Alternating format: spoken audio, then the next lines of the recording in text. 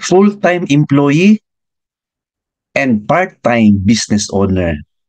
Yes, friends, I suggest gawin nyo yan para meron kang other sources of income.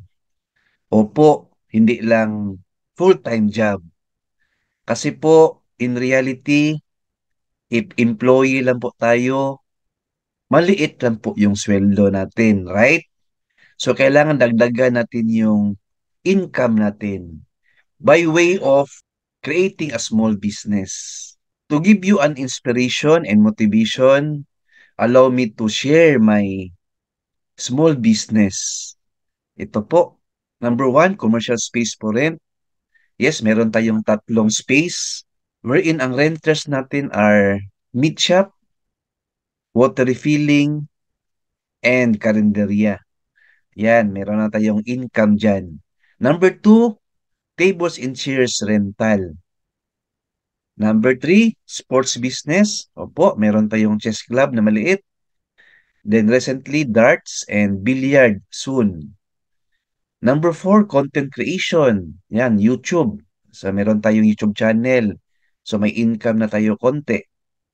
FB and TikTok, meron tayong mga contents but wala pa po tayong sweldo dyan. So, hopefully soon. And number five, buy and sell business. Opo, friends, meron tayong konting income dyan. Like yung food orders, no? Sa karinderya natin na nag-rent, may markup tayo konti, then ibinibenta natin sa office. And meron din tayong honey for sale. Ayan po. Kung kaya ko, kaya nyo, friends.